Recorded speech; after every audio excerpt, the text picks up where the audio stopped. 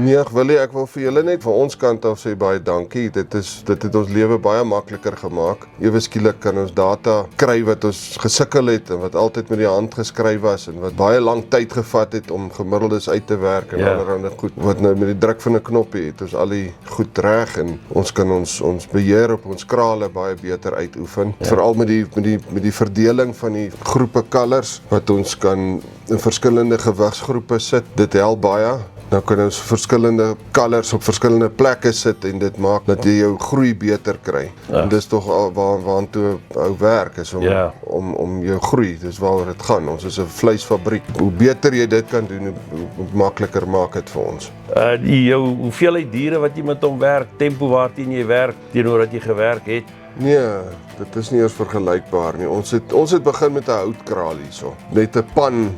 Ek was nog hierso gewees, toe jy nog besig om die goed te merk. Ja, en dit was moeilik. Dit het ure gevat. Ons het omtrent 'n halfdag gewerk aan 100 kalvers, waar ons nou sommer 300 kalvers in 'n uur of 2 ure deursit.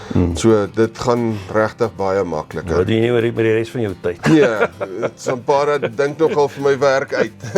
Ja, ek is baie bly. Nee, ons weeg sommer nou onnodig op, sommer vir die grap. Want dit is lekker. En ou kan sien hoe groei jou goed en dadelik elke kalf wat deurgaan sê hy vir jou onmiddellik hierdie kalf het in hierdie tyd soveel gewig gegroei. Want ek staan altyd en kyk wat is die groei van dit ons laas geweeg het. En dit is maar die groot ding wat 'n ou na kyk, want baie kere haal ons kalvers uit ook. As 'n kalf nie reg presteer nie, dan kan ons hulle elimineer.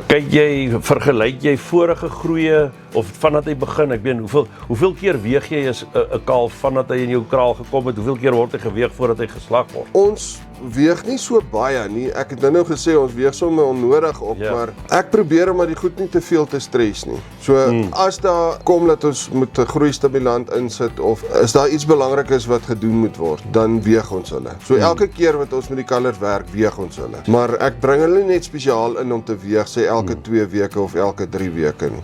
So as 'n kalf in my land word hy geweeg en hy word geprosesseer eintlik, maar dan word hy sommer ingeweeg. En dan na 2-3 weke op die hawer of in die veld, dan as die groep se gewig naaste by daar is wat hulle met voerkraal toe gaan, dan sit ons weer die groep oor die skaal en dan selekteer ons alles bo 260 gaan dan voerkraal. En dan as hulle in die voerkraal ingegaan het, dan word hulle eers na die hele tyd. As hulle klim slagpale toe, dan weeg ons hulle. Dan weeg jy hom eers weer. Ek voel my net elke keer wat jy hom skuif, pla jy sy groei. Jy stres die diere. Ek doen dit nie onnodig nie. Ja.